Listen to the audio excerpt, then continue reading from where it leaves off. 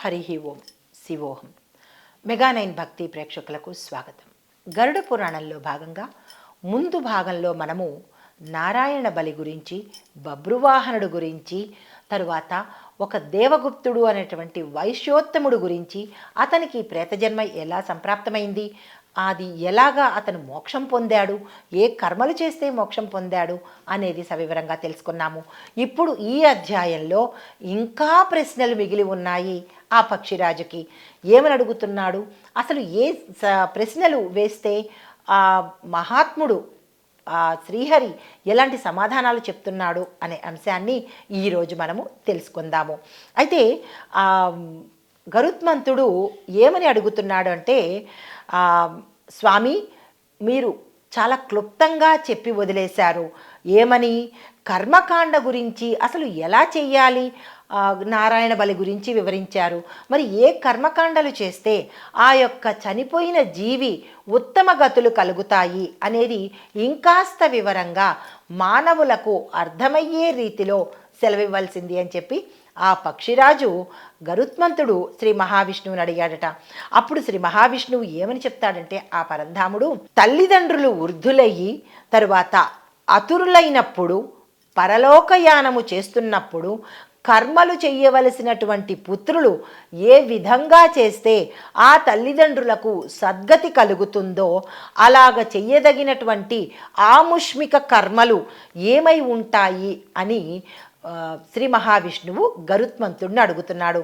అవసాన కాలము సమీపించిందని తెలిసినప్పుడు స్నానం చేసుకొని సాలగ్రామ రూపి అయినటువంటి విష్ణువుని గంధము పుష్పాలతోనూ తులసి దళాల చేత అర్చించి పిండి వంటలు నివేదించి బ్రాహ్మణులకు దక్షిణ తాంబూలాలు సమర్పించి అష్టాక్షరి కానీ ద్వాదశాక్షరి కానీ జపించాలి. అష్టాక్షరి ఓం నమ శివాయ, ఓం నమో నారాయణాయ అనే ఈ మంత్రాలను హరినామస్మరణ శివనామస్మరణ చేస్తూ ఉంటే కనుక సమస్త పాపాలు, అంతవరకు ఆ ప్రాణి చేసినటువంటి సమస్త పాపాలు తొలగిపోవడంతో పాటు ఆ కూర్చున్న దగ్గర, అంటే ఆ యొక్క ప్రాణోత్కృష్ణ సమయంలో కూర్చున్నటువంటి దగ్గర బంధువులు కానీ కుటుంబీకులు కానీ ఏడవరాదు.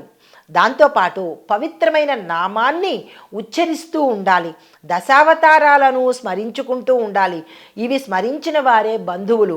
కృష్ణ అనే మంగళ శబ్దము ఎవరి నోటి వెంట వెలువడుతుందో వారి యొక్క పాపాలు భస్మమైపోతాయి అని సెలవిస్తూ అజామిళుడి యొక్క అంటే ఈ నామస్మరణము జపించినటువంటి అజామిళుడి యొక్క కథను, ముక్తిని ఇచ్చాను అని చెబుతూ ఆ స్వామివారు అజామినుడు కథ చెప్పడానికి ఉద్యుక్తుడయ్యాడట. నన్ను దుర్మార్గుడైనా సరే ఒక్కసారి కృష్ణాని స్మరిస్తే చాలు వారి యొక్క పాపాలను శమింపజేస్తాను అని ఎంత అద్భుతంగా చెప్పాడో ఆ శ్రీమన్నారాయణుడు. పాపాలు తొలగించడంతో పాటే కాకుండా హరినామానికి గల శక్తిని కూడా సవివరంగా తెలియచేశాడు. యముడైన తన భటులకు ఏమని చెప్పాడంటే, నాస్తికుడిని నా లోకాలకి తీసుకురండి, హరినామస్మరణ చేసేవారిని తీసుకురావద్దు.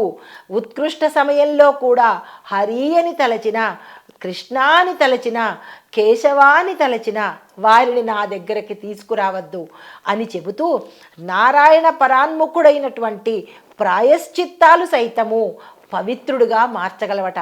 వాడు ఎంతటి నికృష్టుడైనా, ఎంతటి పాపాత్ముడైనటువంటి వాడైనా సరే ఆ మనిషి హరినామస్మరణ చేసినట్టయితే కనుక సాక్షాత్తు హరిని చేరగలుగుతాడు. అయితే ఇక్కడ ఒక సందేహం రావచ్చు, మరి ఇంతవరకు చేసిన పాపాలకి నిష్కృతి కానీ శిక్షలు కానీ ఉండవా అంటే ఉంటాయి. ఈ శిక్షలన్నీ అనుభవించిన తరువాత ఆ శ్రీహరి యొక్క పరమపదానికి చేరుకోవడం అవుతుంది తప్ప మరి ఒక జన్మకు వెళ్ళేందుకు అవకాశం ఉండదు.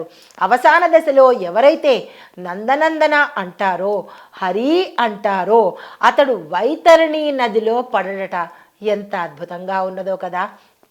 అంటే వైతరణి నది అనేది పరమ భయంకరమైనటువంటి నది అన్నమాట. అయితే ఈ హరినామస్మరణ చేయడం వల్ల, ఆ కేశవ నామస్మరణం చేయడం వల్ల ఈ వైతరణి నదిని సునాయాసంగా దాటవచ్చట.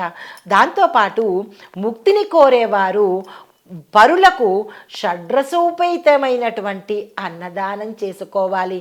అన్నదానము అంటే ఒక గింజ పెడుతూ 100 సెల్ఫీలు దిగడం కాదు, 10 మందికి స్టేటస్ల్లో పెట్టడం కాదు.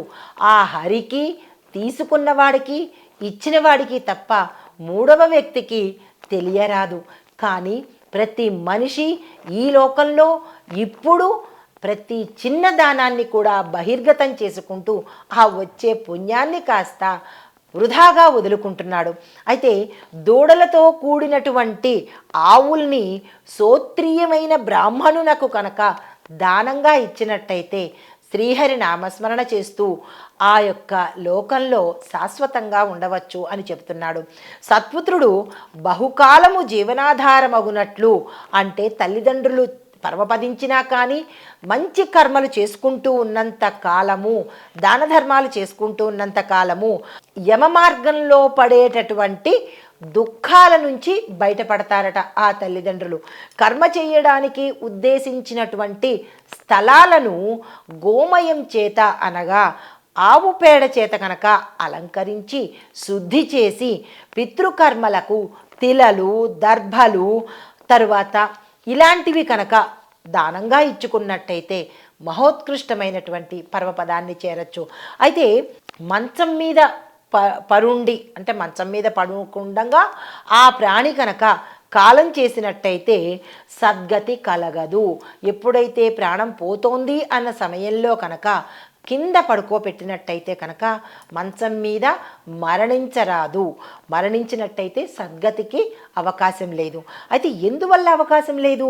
మరి ఎక్కడ, ఎప్పుడు, ఎవరికి, ఏ విధంగా కాలం సమీపిస్తుందన్నది మనిషికి తెలియదు కదా. మరి ఎరుక సాధ్యమేనా అని మళ్ళా గరుత్మంతుడు అడిగినప్పుడు దానికి పరమపురుషుడైనటువంటి శ్రీమన్నారాయణుడు చెప్తున్నాడు, సర్పభక్షక సరి అయిన ప్రశ్నలే వేశావు, విను. కర్మ చేయవలసిన స్థలాన్ని పరిశుభ్రపరచడానికే ఈ అల్లుకట్ట, భూశుద్ధి చెయ్యడానికే కర్మ చేయడం వల్ల ఈ భూత ప్రేత పిశాచాది ఆటంకాలు లేకుండా, అనగా ఆ సమయంలో భూతప్రేత పిశాచాలు ఈ శరీరాన్ని ఆవరిస్తాయట. ఎప్పుడైతే ఈ ఆవు పేడతో శుద్ధి చేసినటువంటి స్థలంలో కనుక ఈ మనిషిని పరుండబెట్టినట్టయితే అవి దగ్గరికి చేరకుండా ఉంటాయి. అవి కలిగించే విఘ్నాల వల్ల కర్మం చెడిపోయే అవకాశం కనబడుతోంది. కాబట్టి జాగ్రత్తగా కుటుంబ సభ్యులు ఉండాలి. కనుకనే గోమయంతో శుద్ధి చేయవలసింది. పితృకార్యాలకు శ్రద్ధ ముఖ్యము, శుద్ధితోనే శ్రద్ధ కలుగుతుంది. అయితే వైనతేయ పితృకార్యాలలో కుశదర్భగా ఎందుకు ముఖ్య కారణమవుతోంది? కుశదర్భ అనగా దర్భలన్నమాట. మరి పితృకార్యాలలో దర్భలను ఎందుకు వాడతారు అంటే కనుక ఆకాశంలో అవి ఉత్పన్నం కావడమే. అవి ఎక్కడి నుంచి వస్తాయి? ఆకాశం నుంచి వచ్చాయి కాబట్టి ఎటువంటి మలినము వాటికి ఉండదు. అందుకే అవి చాలా పవిత్రమైనటువంటివి. ఆ కుశదర్భల యొక్క మూలన, మధ్యన, అగ్రభాగంలో త్రిమూర్తులు నివసిస్తారట. దర్భలు లేకపోయినట్టయితే కనుక పితృకర్మలు ఏవీ చెయ్యరాదు, చేసినా నిష్ఫలమవుతుంది అని చెప్పాడు. అయితే ద్విజులకు, మంత్రాలకు, దర్భలకు, అగ్నికి, తులసి దళాలకు వీటికి దేనికి మలినం అనేది లేదట. అయితే ఉపయోగించిన వాటినే తిరిగి మరలా మనము ఉపయోగించుకోవచ్చు. ఏకాదశి వ్రతము, తులసి దళము, పశువు, భగవద్గీత, పశువు అనగా గోవు, భగవద్గీత, బ్రాహ్మణ భక్తి, శ్రీహరి చరణాలు, ఇవన్నీ సంసార సాగరాన్ని, ఓడలో మనము ఆ సాగరాన్ని దాటాలంటే ఓడ ఎలా ఉపయోగపడుతుందో ఈ యొక్క పరికరాలు మనకి సంసార సాగరాన్ని దాటడానికి ఉపయోగపడతాయి అని చెప్పి శ్రీహరి గరుత్మంతుడికి చెప్తున్నాడు. అయితే మరణాన్ని సమీపించిన వారు గోమయం చేత పరిశుభ్రంగా అలికిన చోట కుశదర్భలు వేసి, నువ్వులు చల్లి, చేతుల్లో తులసి దళాలు, దర్భలు పెట్టుకొని భగవన్నామ సంకీర్తన చేస్తూ కనుక మృతి చెందినట్టయితే కనుక సాక్షాత్తు వైకుంఠ ప్రాప్తి కలుగుతుంది. అయితే ఇక్కడ సందేహం రావచ్చు, మనకి చనిపోతున్న వారికి ఎట్లా తెలుస్తుంది ఈ సంకేతాలు అని సందేహం వచ్చినట్టయితే కనుక మనకి ఈ ప్రాణోత్కృష్ణ సమయంలో సాక్షాత్తు భగవంతుడు ఎవరైతే హరినామస్మరణ నిత్యం చేస్తున్నాడో కొన్ని సంకేతాలను పంపిస్తాడు. ఆ సంకేతాలు తెలుసుకుని అప్పుడే జాగ్రత్త పడి ఈ భగవంతుడు ఈ హరి చెప్పినటువంటి ప్రాంతంలో కనుక ఆ జీవి కనుక పడుకున్నట్టయితే, నామస్మరణ చేస్తూ పడుకున్నట్టయితే కనుక విశేషమైన సాక్షాత్తు భగవంతుణ్ణి చేరే అవకాశం కనబడుతోంది. అయితే మరణావస్థలో ఉన్నవారు బోర్లాగా శయనించకూడదు. తరువాత వెల్లికిలా వీపుని కిందకి పెట్టి పడుకోవాలి. అయితే సౌనకాది మహర్షులు మధ్యలో గరుత్మంతుడితో పాటు ఈ సౌనకాది మహర్షులు కూడా శ్రీహరి చెప్పేవన్నీ శ్రద్ధగా ఆలకిస్తున్నారు. అప్పుడు మహర్షులకు ఒక సందేహం వచ్చింది. పరంధాముణ్ణి చూసినటువంటి గరుత్మంతుడు, స్వామి, ఏ విధమైన పాపాలు చేసిన వాళ్ళు ప్రేత జన్మ పొందుతారు? అలా పొందిన వారికి ఎటువంటి ఆ జన్మ నుంచి విముక్తి కలుగుతుంది? దాంతోపాటు యమపురంలోనే శాశ్వతంగా ప్రేతగా ఉండిపోతారా, లేక ప్రేతలోకంలోనే సంచరిస్తూ ఉంటారా అని అడగ్గా శ్రీ మహావిష్ణువు సెలవిస్తున్నాడు. ఏమనంటే, గరుత్మంతుడా, వినుము, శ్రద్ధగా విను. పరధర్మాన్ని పరద్రవ్యాన్ని పొందుతూ ఇతరుల భార్యలను కోరేవారికి, చెరిచేవారికి, ఆశించేవారికి, ఈ యొక్క రెండు పనులు చేసేవారికి, క్రూర కృత్యాలకు పాల్పడిన వారికి ఎన్ని శ్రాద్ధాదులు జరిగినా పిండదేహము కలగదు. పిండదేహము అనగా ఈ 12 రోజుల పాటు వాళ్ళ కుటుంబీకులు చేసినటువంటి ఒక్కొక్క రోజుకి ఒక్కొక్క అవయవము ఆ చనిపోయిన ఆత్మకి తిరిగి పొందుతారు. ఎవరైతే ఇటువంటి పాపకృత్యాలు చేస్తారో వాళ్ళకి పిండదేహం అనేది ఏర్పడదు. అంటే శాశ్వత పైశాచికంగానే ఆ పిశాచి రూపంతోనే సంచరిస్తూ ఉండాలి అనేది దీని యొక్క అంతర్యము. అలాగే శ్రీహరి ఏమని చెప్పాడు?